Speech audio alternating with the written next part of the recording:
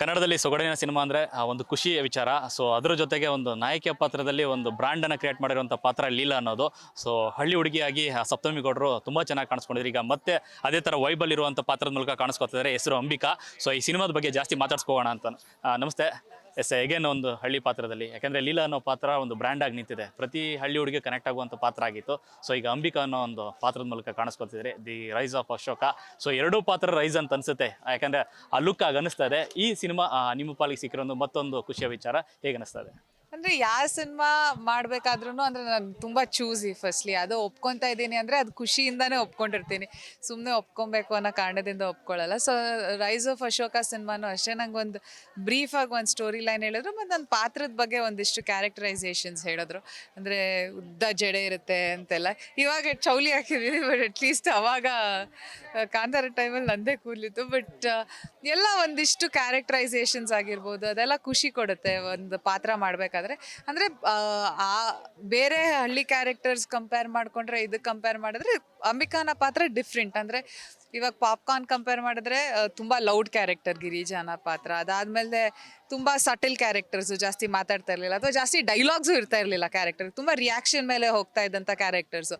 But ಇದರಲ್ಲಿ ಅದ್ರ ಜೊತೆ ರಿಯಾಕ್ಷನ್ಸ್, ಅಫ್ಕೋರ್ಸ್ ರಿಯಾಕ್ಷನ್ಸ್ ಜೊತೆ ಡೈಲಾಗ್ಸ್ ಕೂಡ. ಅಂದರೆ ಇವಳದೇ ಆದಂಥ ಒಂದು ಸ್ಟ್ಯಾಂಡ್ ಇದೆ, ಇವಳು ಮಾತಾಡಬೇಕಾದಾಗ ಒಂದಿಷ್ಟು ವಿಷಯನ ತಿಳಿಸ್ತಾಳೆ. ಅಂದರೆ ಅದನ್ನು ತಿಳಿಸೋ ರೀತಿ ಬೇರೆ ಆಗಿರ್ಬೋದು. ಅಂದರೆ ಎಲ್ಲ ವಿಷಯನೂ ಕಿರ್ಚಾಡಿ ಮಾಡಿ ತಿಳಿಸೋ ಅಂಥ ನೆಸೆಸಿಟಿ ಇರಲ್ಲ. ಸೊ ಅವಳದೇ ಆದಂಥ ಒಂದು ರೀತಿಲಿ ತಿಳಿಸ್ತಾಳೆ. ಸೊ ಅದನ್ನು ತಿಳಿಸಿದಾಗ ಒಂದಿಷ್ಟು ಅವಳು ಯಾರ ಜೊತೆ ಮಾತಾಡ್ತಾ ಇದ್ದಾಳೋ ಅವ್ರಿಗೆಲ್ಲ ಒಂದಿಷ್ಟು ಕ್ವೆಶ್ಚನ್ಸ್ ಬರ್ಸುವಂಥ ಒಂದು ಕ್ಯಾರೆಕ್ಟರ್. ಸೊ ಖುಷಿ ಆಯಿತು. ಅಂದರೆ ಎಸ್ಪೆಷಲಿ ಎನ್ವೈರನ್ಮೆಂಟಲ್ ಶೂಟ್ ಮಾಡೋದೇ ಖುಷಿ. ಯಾವಾಗಲೂ ಅಷ್ಟೇ, ಒಂದಿಷ್ಟು ಜನ ಸೆಟ್ಟಲ್ ಇದ್ದಾರೆ ಅಂದಾಗ ಅದು ಎಲ್ಲ ಅಂದರೆ ಇಟ್ ರೈಸಸ್ ಅಲ್ಲ, ಅಂದರೆ ಒಂಥರ ವೈಬ್ ಆಫ್ ದ ಸೆಟ್ ಆಗಿರ್ಬೋದು ಅಥವಾ ಕಲರ್ಸ್ ಆಫ್ ದ ಸೆಟ್ ಆಗಿರ್ಬೋದು, ಅದು ಒಂಥರ ತುಂಬ ಖುಷಿ ಕೊಡುತ್ತೆ. ಲೀಲಾ ಅನ್ನೋ ಪಾತ್ರ ಒಂದು ರೆವಲ್ಯೂಷನರಿ ಪಾತ್ರ. ಅದು ಆ್ಯಕ್ಚುಲಾಗಿ ಆ ಹೀರೋ ಏನು ಕ್ಯಾರೆಕ್ಟರ್ ಇದೆ ಅದಕ್ಕೆ ತಕ್ಕನಾಗಿ ಜೊತೆಗೆ ನಡ್ಕೊಂಡು ಹೋಗುತ್ತೆ. ಸೊ ಈ ಅಶೋಕ ಅನ್ನೋದು ಒಂದು ಬ್ರ್ಯಾಂಡ್, ಯಾಕಂದರೆ ಅಶೋಕ ಅನ್ನೋ ಪಾತ್ರ ಒಂದು ವೈಬ್ರೇಷನ್ ಇರುತ್ತೆ, ಮಾಸಿ ಒಂದು ಫೀಲ್ ಇರುತ್ತೆ ಅಥವಾ ಹಿನ್ನೆಲೆ ಇರುತ್ತೆ. ಸೊ ಆ ಪಾತ್ರನೂ ಆಗಿರುತ್ತೆ, ಈ ಪಾತ್ರಕ್ಕೆ ಈ ಒಂದು ಅಂಬಿಕಾ ಪಾತ್ರನೂ ಸಾಥ್ ಕೊಟ್ಕೊಂಡು ಹೋಗುತ್ತಾ? ಅಂದರೆ ನಾನು ಅದನ್ನು ಜಾಸ್ತಿ ಹೇಳೋಕ್ಕಾಗಲ್ಲ.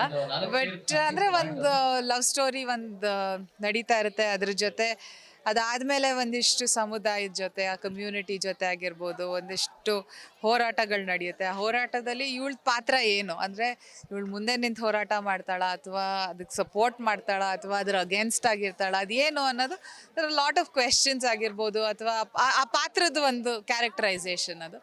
ಸೊ ನಡೀತಾ ಇದೆ, ಅದು ಶೂಟ್ ಆಗ್ತಾ ಇದೆ. ಬಟ್ ಖುಷಿ ಇದೆ.